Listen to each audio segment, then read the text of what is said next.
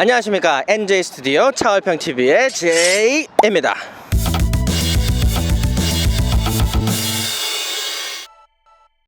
본 영상은 차량 디자인 그리고 기능 리뷰입니다. 시승기 그리고 주행 리뷰를 보고 싶으신 분들은 아래에 링크를 클릭해 주시기 바랍니다. 포르쉐의 911은 슈퍼카들의 전투력 측정기입니다. 숙련된 드라이버가 포르쉐의 911을 몰면 정말 최고의 차이지만, 닛산의 GTR은 옆집 할머니가 뭐라도 최고의 차라고 쓴 기사를 본 기억이 문득 나네요. 아무튼 람보르기니와 페라리 같은 파워 그리고 운동 성능을 뽐내는 슈퍼카들이 많이 있지만, 911은 드라이버에게 많은 자신감을 주는 차로 정평이 나 있습니다. 이번에 풀체인지된 8세대 922가 출시가 됐습니다. 그 911의 명성을 몸으로 같이 느껴보도록 하죠. 그래서 오늘 저희의 리뷰는 포르쉐의 얼굴마담 8세대 992 911입니다.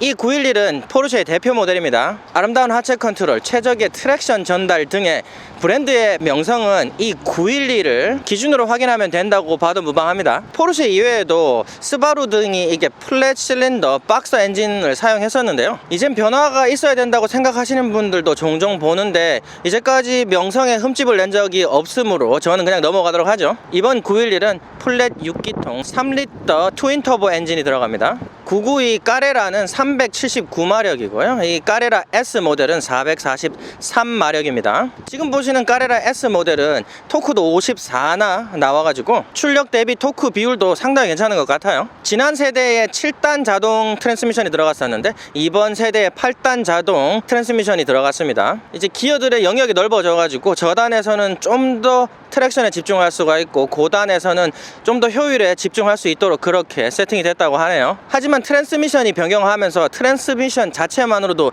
20kg의 중량을 더 얻었다고 하는데, 그것 때문에 그런지 전체적으로 휠도 커지고 해가지고 전체 중량은 55kg나 더 늘었다고 합니다. 하지만 제로백이 3초 초반대 3.3초가 나오고, 뉴버그링을 7분 25초로 끊어서 5초나 더 앞당겼다고 하네요. 그래서 중량에 대한 우려는 접어주셔도 될 것 같습니다.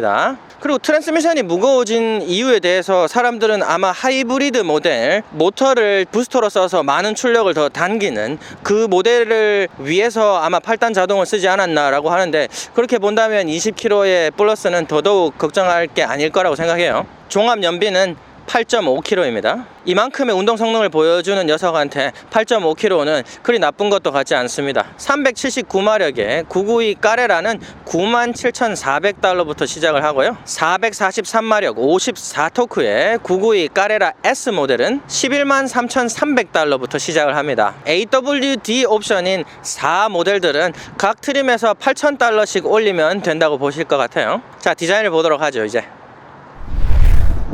자, 8세대 992 911 까레라 S의 앞모습을 보도록 하겠습니다. 포르쉐가 굉장히 변화를 싫어하는 브랜드 중에 하나예요. 그래서 특히 911은 변화를 안 주는 것으로 유명한데요. 이번 세대에 굉장히 많이 바뀌었다라고 제가 말씀을 드리고 싶어요.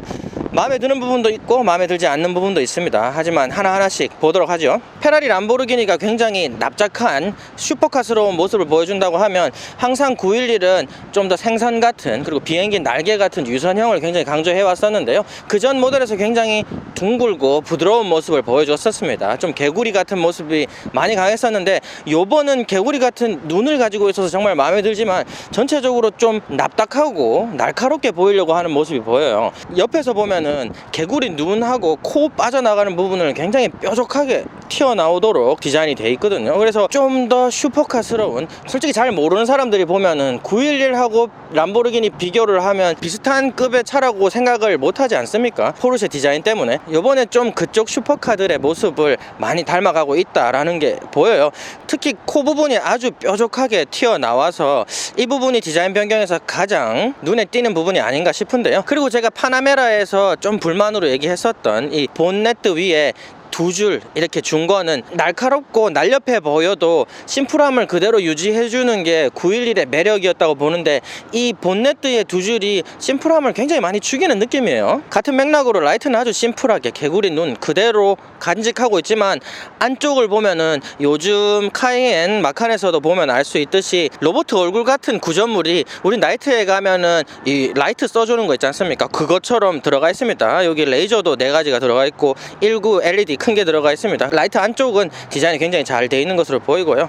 또 포르쉐 디자인의 시그니처라고 하면 거의 보이지 않는 요 라디에이터 그릴들이죠. 그릴들을 보면 굉장히 납작하고 조금만 보여주는 것을 양쪽에 라디에이터 에어 들어가는 부분은 요번 세대부터는 요즘 대세인 요 살들이 열렸다 닫혔다 하는 개폐 형식으로 돼 있어서 공기 역학적으로 좋을 것으로 보입니다. 그리고 아래쪽 중앙에 보면은 커다란 센서가 보입니다. 그리고 이 차는 미드십 엔진이므로 트렁크가 앞쪽에 있습니다. 그래서 프렁크라고 부르는데 프렁크를 보도록 합시다. 이렇게 프렁크를 열어보도록 해요.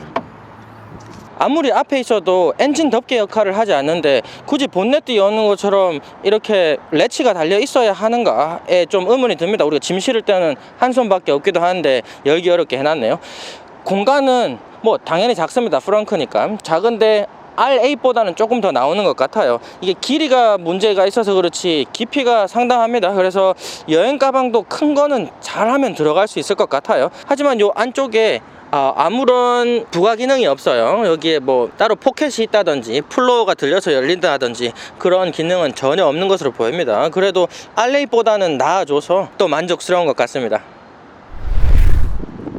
자, 8세대 992의 옆모습을 보도록 하겠습니다. 옆모습은 이 포르쉐 911의 가장 큰 시그니처가 아닐까 싶어요. 람보르기니나 페라리처럼 너무 납작함을 강조하지 않고 생선 같은, 두꺼비 같은, 또 비행기 날개 같은 그런 모양을 가지고 있어서 공기 역학적으로 뭔가 좀 더 많은 걸 생각하게 만드는 그런 몸매인 것 같아요. B필러에서 리어 페시아까지 완전히 떨어지는 라인이 정말 아름답습니다. 그리고 특히 이번 911 모델은 이 끝에 떨어지는 이 스포일러 끝부분 마감이 아주 디자인 마감을 잘했어요. 정말 작은 차이거든요. 작은 차이가 옆에서 보는 이 떨어지는 라인에 정점을 콕 찍은 것 같은 그런 느낌입니다. 타이어 팬더들이 굉장히 많이 돌출해 있어서 허리가 굉장히 잘 록하게 쏙 들어간 느낌인데요. 날쌔 보입니다. 문을 여는 손잡이 핸들이 차량을 언락하면은 이렇게 올라옵니다. 올라와서 문을 열 수 있도록 그렇게 돼 있고요. 이 사이드 미러가 좀 작고요. 작은데도 전체적인 모양에 잘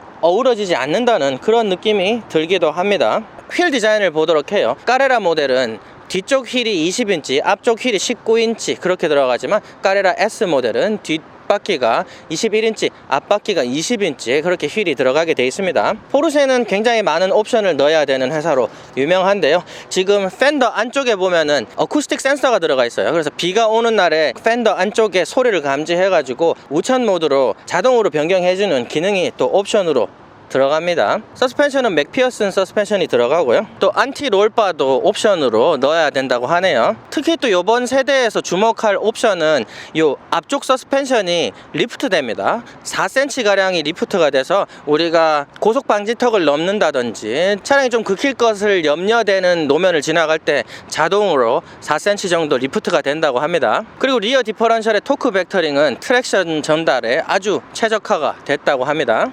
제가 파나메라 GTS 할 때 PDCC에 대한 질문을 하신 분이 계셨는데 지금 이 차량도 PDCC는 옵션으로 넣어야 되는 차고 들어가지 않는다고 하네요. 하지만 터보 모델이 나온다면 기본으로 PDCC가 들어간다고 합니다. 그리고 휠 디자인을 보도록 해요. 휠 디자인은 살들이 굉장히 얇게 돼 있어서 브레이크 디스크나 칼리퍼가 보이도록 그렇게 디자인이 되어 있지만 아주 아름답게 디자인이 되어 있습니다. 제대로 된 엠블렘을 엠보싱 되게 해서 넣었으면 어떨까 생각해 봅니다.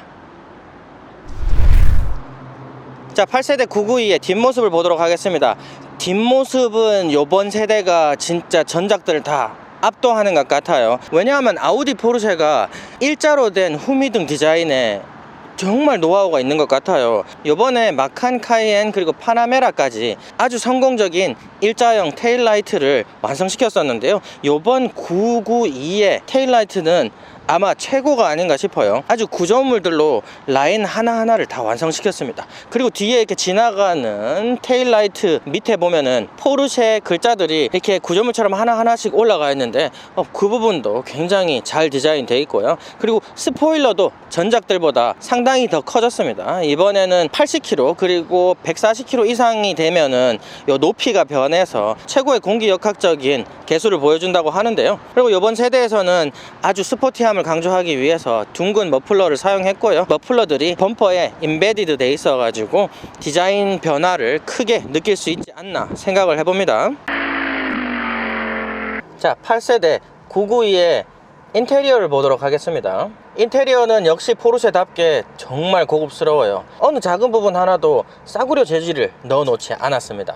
아니네요, 방금 보이네요. 이 룸미러가 굉장히 싼티나네요. 룸미러 요즘에 좀 어느 정도 고급 브랜드만 가도 이게 인피니트 룸미러를 넣어놓죠. 그런데 프레임이 굉장히 싼티가 나는 프레임을 넣어놨습니다. 자동 디밍은 되는 걸로 보이지만 모든 부분에 가죽으로, 거의 대부분이 가죽으로 마감이 돼 있고 감촉도 상당히 좋아요. 그리고 이거 대조 스티치가 다 들어가 있습니다. 대시보드 위쪽을 보면은 포르쉐가 대시보드 위쪽에 또 공조 벤트를 넣어놓는 게 디자인 특징인데요. 그래서 공조 벤트가 보이고 이 차는 스포츠 크로노 패키지가 들어가 있어서 여기에 랩타임을 잴 수 있는 계기판이 또 올라가 있습니다. 센터 패시아 쪽은 단순하면서도 클래식한 느낌이 듭니다. 그렇지만 정말 테크놀로지의 끝판왕을 보여주는 것처럼 그렇게 디자인이 돼 있어요. 오리지널 911이 느껴지도록 앞으로 기울어져 있는 이 센터 패시아가 또 특징인 것 같습니다. 그래서 센터 스크린은 10.9인치가 들어가요. 굉장히 와이드한 것이 들어가 있어서 파나메라에서 봤듯이 전혀 모자라지 않는 그런 스크린이 들어가 있고요. 해상도도 굉장히 뛰어납니다. 아래쪽에 보면은 드라이빙에 관련된 부분을 조절하는 버튼들이 이렇게 5개가 있어요. 배기음을 조절한다든지 서스펜션을 조절한다든지 트랙션 컨트롤을 끈다든지 하는 버튼이 있어요. 이 버튼들이 정말 슈퍼카다 라고 느껴지도록 디자인이 아주 잘 되어 있습니다. 그 아래쪽에 보면 공조 벤트가 있어요. 아주 작다고 느껴지지만은 아까 얘기했던 대시보드 위쪽 벤트랑 합쳐져서 전혀 부족함이 없을 것 같이 보입니다. 파나메라에서 굉장히 불편함을 보여줬던 전자식 터치식 컨트롤 공조 벤트를 쓰지 않은 거는 정말 환영할 일이 아닌가 생각이 들어요. 파나메라 인테리어를 봤을 때는 포르쉐가 검정색 유광 플라스틱을 피아노 블랙을 정말 사용 못하는 회사구나 라는 걸 느꼈었거든요. 하지만 요 911 모델에서 그걸 다 엎어버린 것 같아요. 적어도 이 센터 콘솔 안에서는 요번에 굉장히 디자인이 잘 된 것 같아요. 그리고 정전식 터치를 최대한 배제한 것으로 보여가지고 아주 만족스러운 것 같습니다. 이런 고성능 차는 물리 버튼을 많이 남겨주는 것이 좋지 않을까 그렇게 또 생각을 해봅니다. 그렇지만 공조 컨트롤을 할 수 있는 부분은 전부 다 우리가 사용하기 쉽게 납으로 다 돼 있고 그 위에 작지만 스크린이 따로 있어져 가지고 공조 컨트롤 하는 데는 그렇게 부담이 없어 보여요. 거기 위에도 정전식으로 버튼들이 있고 햅틱 반응이 아주 상큼하게 되는 것을 볼 수가 있습니다. 이 다이얼은 많이 쓸 일이 있을지 잘 모르겠어요. 특히 이 인포테인먼트 시스템을 컨트롤하는 조그 다이얼은 좀 몸에서 많이 멀게 되어 있습니다. 그래서 운전할 때 저같이 팔이 짧은 사람들은 더더욱 사용하기 불편하지 않을까 또 생각을 해봅니다. 파나메라 GTS에서 정말 제가 실망했던 부분은 센터 패시아에 굉장히 많은 정전식 버튼을 놔두고 작았지만 굉장히 걸리적거리는 기어봉이었어요. 근데 요번에 기어봉이 무슨 면도기 같이 들어가 있습니다. 아주 작은 전자 면도기처럼 들어가 있어서 사용하는데 전혀 불편하지 않아요. 불편하지 않으면서도 이 공조 컨트롤하고 이 다이얼 컨트롤 하는데 방해가 되지 않도록 디자인을 아주 잘했습니다. 피아노 블랙을 잘 사용하긴 했지만 그래도 센터 콘솔 디자인은 요번에 나왔던 마칸에서의 디자인이 정말 예뻤던 것 같아요. 물리 버튼이 많이 들어가고 좀 슈퍼카스러움을 그대로 간직할 수 있는 그런 디자인이었다고 보거든요. 그래서 그렇게 넣어주지 않은 건 좀 아쉽습니다. 기어봉은 정말 환영하는 부분이지만요. 그리고 그 아래쪽에 보면은 컵홀더가 하나가 있어요. 여긴 잿더리가 들어가 있네요. 잿더리 디자인 상당히 좋습니다. 아래쪽엔 전자식 파킹 브레이크가 있습니다. 저는 컵홀더가 하나라서 굉장히 놀랐었는데요. 그런데 이 보조석 좌석에 보면은 따로 컵홀더가 이렇게 기믹처럼 사용할 수 있도록 넣어놨습니다. 그래서 컵홀더는 부족한 점이 없어 보이고요. 자, 암레스트 안쪽을 보도록 해요. 역시나 안쪽에는 수납 공간은 전혀 없는 것으로 보입니다. 그리고 지금 보시면 알겠지만 정말 불편합니다.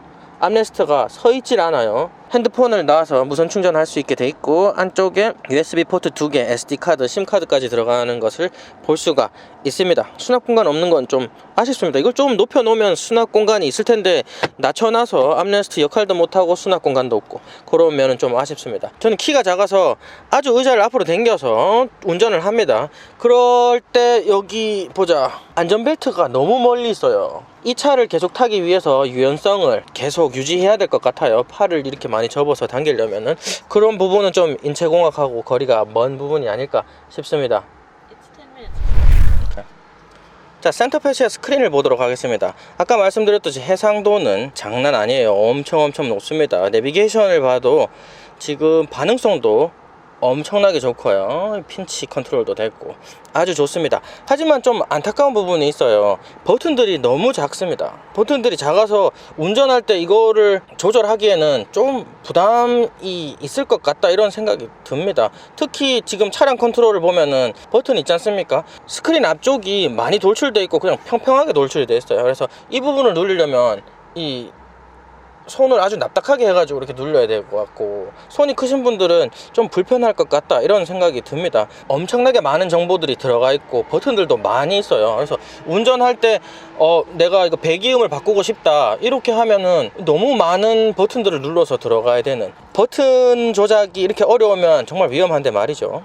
후진 카메라도 이게 옵션으로 들어간다고 해요. 옵션으로 들어간 차량인데도 지금 이미지 왜곡이 너무 심합니다. 이게 후진을 해보는데 운전할 때 불편한다, 그런 느낌이 들 정도로 이미지 왜곡이 심했어요. 그리고 이 차량은 또 360도 위성샷이 없어요. 이렇게 센서 이미지만 보이도록 되어 있습니다. 해상도도 상당히 낮습니다. 그래서 이렇게 비싼 차량에 좀 아쉽네요. 자, 핸들 디자인을 보도록 하겠습니다. 핸들 디자인은 상당히 심플합니다. 심플하지만 아주 슈퍼카스럽게 디자인이 되어 있고요. 특히 제가 좋아하는 이 드라이빙 모드가 이렇게 따로 삐져 나온 거는 마음에 들고요. 코어 디자인 아주 좋고요. 그리고 여기 버튼 디자인들이 있어요. 버튼 디자인들이 작지만 편하게 아주 잘 들어가 있습니다. 정말 놀란 부분이 있는 게 이 핸들 높이 조절이나 깊이 조절을 하는 게 수동으로 되어 있어요. 1억대 후반을 하는 차량인데 정말 깜짝 놀랐네요. 자, 클러스터 디자인을 보도록 하겠습니다. 요번 클러스터 굉장히 획기적으로 들어가 있는데요. 지금 클러스터가 보면은 화면이 이렇게 심어져 있다라는 느낌이 드는 게 아니라 태블릿 PC를 요 중간에 물리 클러스터 양쪽에 붙인 느낌이에요. 옆에서 보면 태블릿처럼 이렇게 보이도록 되어 있습니다. 중앙에는 태코미터만 있고요. 중앙에도 아주 작은 스크린이 안에 들어있어서 디지털로 속도계를 볼 수 있게 되어 있습니다. 그 물리 태코미터 양쪽에 보면은 7인치 스크린이 2개가 들어가 있어요. 엄청나게 많은 정보를 보여줍니다. 특히 정말 좋은 점은 디지털 클러스터에서 내비게이션을 볼 수 있다는 게, 이 부분은 또 정말 칭찬할 부분이 아닌가 싶어요. 그런데 지금 보시면 알겠지만 디자인을 이렇게 잘 해놓고도 핸들도 작을 뿐더러 좀 레이아웃을 잘못해서 눈에 안 들어옵니다. 지금 핸들에 다 가려요. 어떤 체형의 사람이 앉더라도 이 디지털 클러스터가 눈에 다 가리도록 디자인이 되어 있습니다. 내비게이션을 봐도 내비게이션을 보려면은 머리를 좌측으로 이렇게 숙여야지만 볼 수 있는 그런 또 황당한 디자인 레이아웃을 볼 수가 있어요.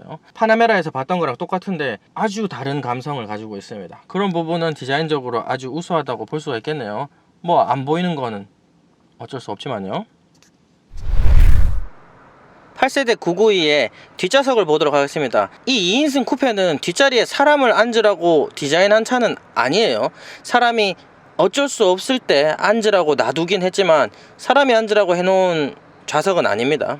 그래서 굉장히 작아요. 지금 보시면 알겠지만 뭐 8 시리즈 제가 안 좋다고 했는데 그거는 뭐 플래그십 플랫폼이니까 제가 디스할 수밖에 없었고요. 근데 이 차는 뭐 사람이 앉으라고 해놓은 건 아니에요. 헤드레스트도 둬봤자 사람이 머리가 뒤로 가지가 않기 때문에 의미가 없고요. 이 작은 공간에 이거 유아 시트까지 다 꽂을 수 있게 레치가 다 돼 있어요. 그렇지만 이 부분이 굉장히 많은 의미를 가지고 있다고 생각합니다. 왜냐하면은 이 뒷좌석이 누워요. 뒷좌석이 누우면 앞에 프렁크 부분이 부족했지 않습니까? R8보다 좋았지만 그 부분을 굉장히 보완해 줍니다. 뒤쪽에 커다란 여행 가방이 들어가고도 더 많이 적재를 할 수 있는 그런 공간이 나오거든요. 그래서 아마 투어링 카로도 굉장히 많은 역할을 할 수 있는 차량이 아닐까 싶어요. 뭐 그 부분 외에는 딱히 말씀을 드릴 건 없습니다. 원래 이 부분은 사용하라고 나눈 부분이 아니라서. 자, 8세대 992 911 까레라 S 리뷰 잘 보셨나요? 개구리 같은, 생선 같은, 그리고 비행기 날개 같은 디자인을 그대로 간직하고 있으면서도 이번 세대의 굉장한 날카로움을 끄집어내려고 노력하지 않았나 싶습니다. 그래서 풀체인지가 의미가 있다고 생각을 해요. 디자인이나 기능 부분에서 많이 말씀드릴 부분은 없었습니다. 왜냐하면 이 차는 뭐 운동성이지 뭐. 그래도 이렇게 운동 성능이 강조되는 슈퍼카이지만 폭스바겐 그룹이 가지고 있는 디지털 기술 감성을 최대한 많이 심어 넣으려는 모습을 보였어요. 제가 파나메라 GTS의 운동 성능이 정말 최고였거든요. R8보다도 좋았고 웬만한 다른 차량들하고 비교를 못할 정도로 운동 성능 감성이 엄청났었습니다. 이 포르쉐의 대표 얼굴마담 스포츠카 쿠페지 않습니까? 그래서 아마 이 시승기 나가보는데 좀 더 기대가 되지 않나 싶어요. 그래서 오늘 저의 리뷰는 여기까지입니다. 퇴근을 하고 나서 이렇게 영상을 하나 찍는데 등골 빠지고 도관에 진짜 나갈 것 같습니다. 그러니까 꼭 좋아요, 구독 부탁드립니다. 감사합니다. 안녕.